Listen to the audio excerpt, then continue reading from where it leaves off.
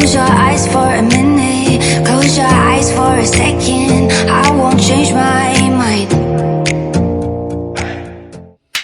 Hi Posh Fam, how we going today? Welcome back to my channel, Poshcateyes Unfiltered. Now do not forget to comment, like and subscribe to this channel. And with that said, thank you so much to my newest subscriber. Thank you for coming on board the Posh Fam train. And to my existing subbies, thank you for staying on course. Now, I think I should file this under my Poshcateyes Investigate playlist. Although it might appear as a trending topic because this has gained traction in the last 24 to 48 hours. Okay, we're going to talk about the two breaking stories. It's an international news. One it happened in the USA and the other in Nigeria. Now let's get right into it. So I think on the 13th of July, if I'm not mistaken, Instagram what I watched with a missing person report. The person in question, her name is a female, and her name is, I'm not sure I'm pronouncing it right, Carlee Russell. I think she's in her early 20s, if I'm not mistaken. Now, it was reported on most of the news feed that I follow. In the TheShadeRoom, TMZ broke the story. I think maybe CNN also ran with the story, and a few of the American news network ran with the story. The circumstances leading up to this alleged abduction was what made it gain traction on the news. And so when I picked up on the news, I was like, okay, another missing person report coming from the United States of America. Now, it is been a few of this, and I know, as sad as it seems, a lot of us have now been desensitized to news such as this. Like when you hear, like you feel bad, not saying that you don't feel bad, but then you move on. And so a few celebrities, Viola Davis, took it on her, took it upon herself to really put this news out there that she's missing. We need to find her. She's a black woman. And this is where it gets a little bit interesting, because most of the missing persons report that is associated with the African American community oftentimes doesn't gain traction on the news, or it's allegedly been ignored. Now, I do not know exactly all of the circumstances or the stories and the reasoning behind all of this. I don't live in America, and I cannot dispute the fact that most of the stories, have presented itself to be that way.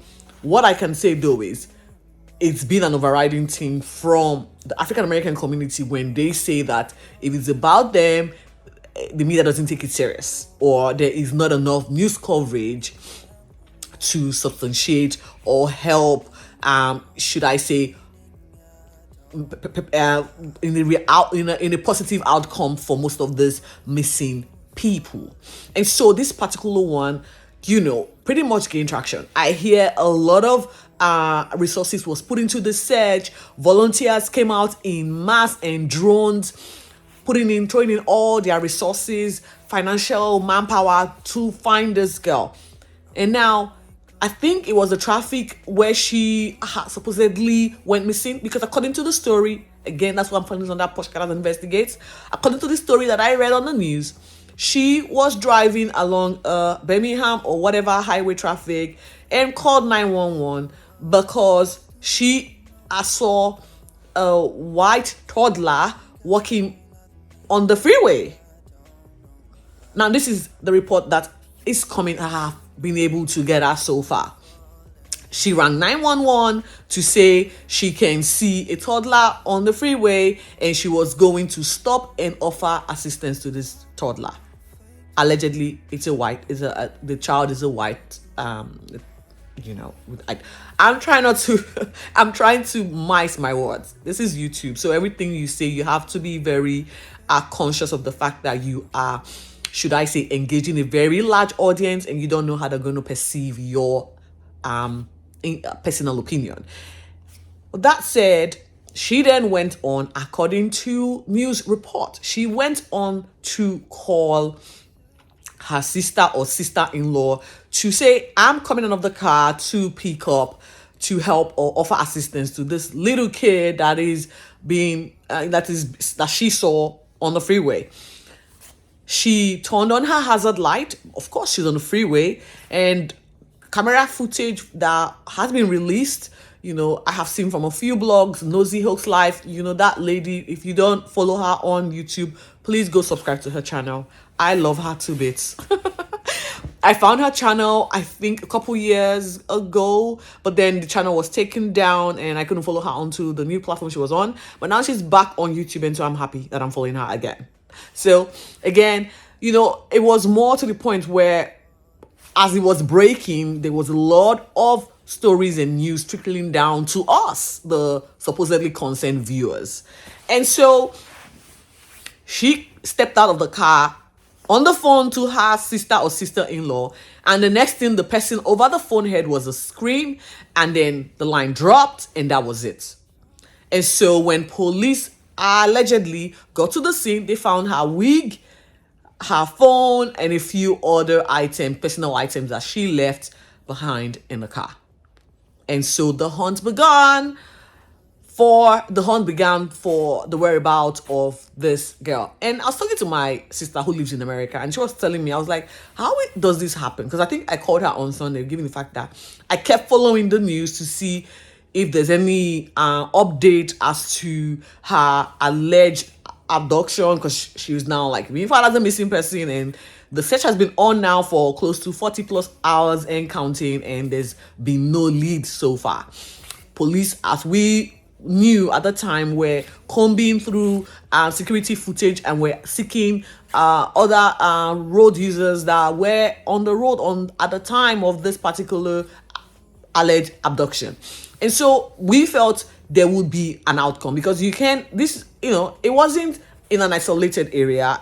There was traffic cameras, there were people traveling along that road, and I would think that if a toddler goes missing, or if a toddler is seen wandering on a freeway, a few cars would stop. And if it's a white toddler and a black woman stops and a white person happens to be passing by, I am pretty sure the white person would also stop to offer assistance. I'm just saying, that's exactly what common sense or my logical thinking is making me believe. I digress. We move forward to the fact that it was Sunday. There was still no news because Australian time, we were way ahead of the American time. My sister was like, well, this girl should have known better. She's a nursing student, I might add. And so there's been news, of missing people who are, the play-by-play book, the playbook is actually kids being used as bait to kidnap young women. And I was like, wow, if she knew all of this, and as she said, if you knew all of this, why would it not be the case where she would have sat in her car, monitor the situation whilst on the phone to 911, which she rightly did, because that was the first thing she did, ran 911. Anyway, I think it was late Sunday Australian time when my sister sent me a link on Instagram saying she has been found. I was like, oh my God, what are the odds that the media pressure would have led to her being found and found alive? You know what I mean? Because things like this oftentimes end sideways. And so, of course, when you find someone alive, thank God, we are happy for it. But then we have to also investigate in order to be able to understand how this has happened to you, and send out information to the public that will be of importance, and they can also use as a safety measure to protect themselves when they're around and about. Again, we are also looking for this white toddler in question. I mean, for someone to have a toddler as bait to kidnap a young person, it tells you that there's a ring. There has to be a ring, and the chain of event we have to uncover. And that's exactly what I felt police were like. Okay, you've been found alive. I hear she walked back to her house or to her parents' house, and it was just weird. And the parents called the police to say that she's been found or she's returned home. And you know what? Skeptics. At first, I was a little bit skeptical, something is not right here. And then my other crazy self is like, shut up. You are a very negative person. Stop. It is as is. She was kidnapped. Okay. But then again, the skeptical me was like, something is not right here, but I'm going to keep digging for information. And then I went online. I went on Instagram and I just kept reading people's comments. And I'm like, okay, I am not the only one thinking this. So I'm not crazy. All right. And so I kept going and I kept uncovering. And I went on to YouTube and the first, I'm like, I'm going to go to Nosey Heaux because that chick has got a way around her where she holds no prisoner. Okay. Like she covers stories and tells you as is. And there is no mindset one with that lady. And I was like, okay, I got here. But then Nosey Heaux, I think 2 days in, had already started retracting the fact that this was an alleged abduction. She felt there was something sinister, and I'm like, okay, I'm here for this. I'm going to follow your story and see how it matches with my suspicions as well. But then I think Nosey Heaux took it a little bit far, and I'm like, oh, I'm gonna back up a little bit because I don't know if it's that of a stretch. Turns out that this chick was 100% spot on.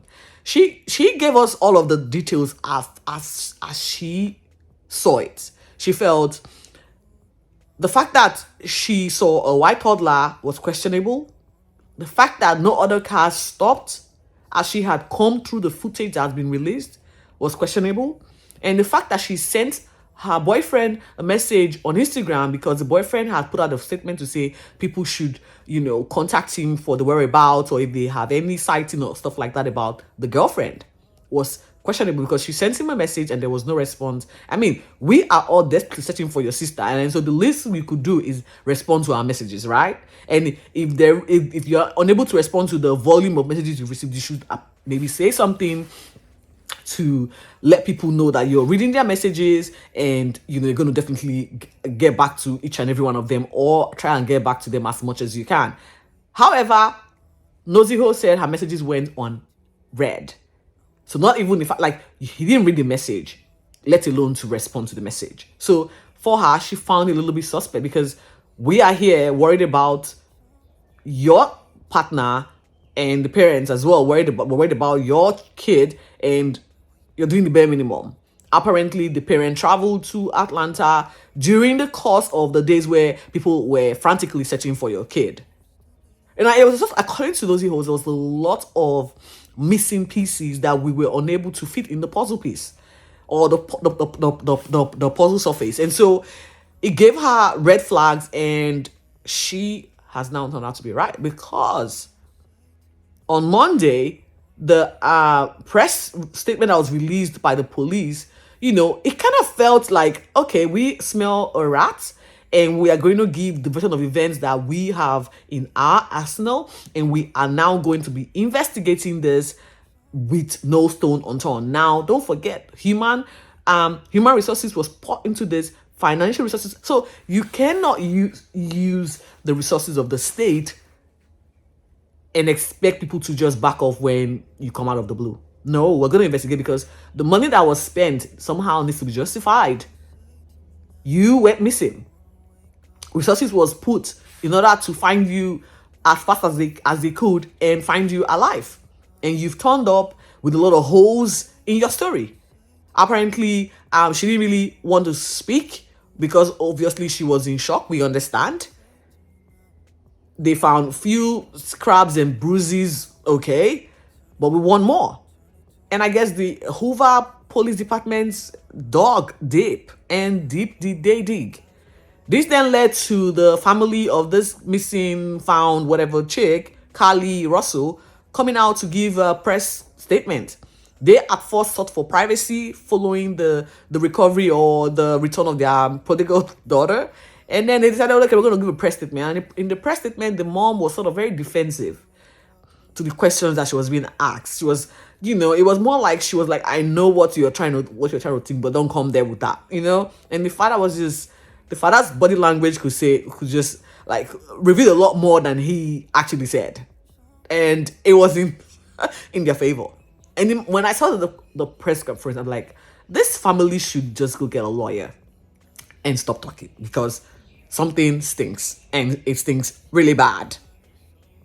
And today, the police department who have been investigating this report have now come on out to not outrightly state that something is fishy, but from their investigation and what they have revealed to us, it seems Carlee Russell staged her own abduction. The press conference that was just held stated the fact that she did a few Google search. She took toilet paper from her workplace. She Googled what age is Amber Alert relevant. She Googled how to get on a bus to some state in America. She Googled kidnapping or something, whatever. She Googled a few things, and there were some things that according to this press conference, they're holding back for her mental health. Like they felt they needed to maintain her privacy for now. That's the caveat, for now. Which means that might actually be the link that ties all of this particular alleged fake abduction together. That might be the smoking gun that the police have in their arsenal that will definitely bury this chick and her family under. Because they shed light on the fact that she's been to the station to give her statement. She didn't maintain eye contact. She was very fidgety. She was elusive in her details. And, people came out in mass to look for you. And this is how you pay them back. And a lot of people are upset. Why are they upset? Because there's the notion that the African American community oftentimes don't get the news conference when it comes to things like this. They don't get the publicity when it comes to things like this.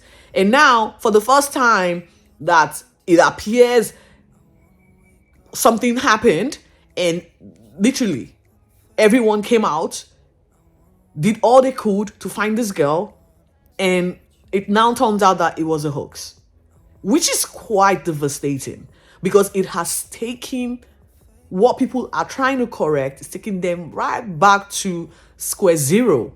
And that is, how do we get people to now believe us when, in fact, there's going to be more of this hoax? We remember, is it Jose Mullet or something, who said he was attacked by some African dudes, and that didn't happen. He staged that as well, who were anti his sexuality, I'm not sure now.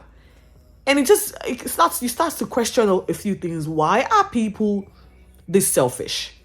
Because you know what you're doing, you know the implications of what you're doing, and you do it anyway. This is still breaking. Like, we're still going to be in the coming days, we're going to be getting a lot more information with regards to this fake abduction and her story and why she did it. And honestly, I am not going to take mental health as a reason for, because from all her Google search, it seems premeditated. So you can't claim mental health when you've been steadily Googling things that is a crime now. So if you are interested, as I am interested in this story, kindly go follow Nosey Heaux live on YouTube and get more updates. Like, when I mean update, real updates and unfiltered update with regards to this particular developing story.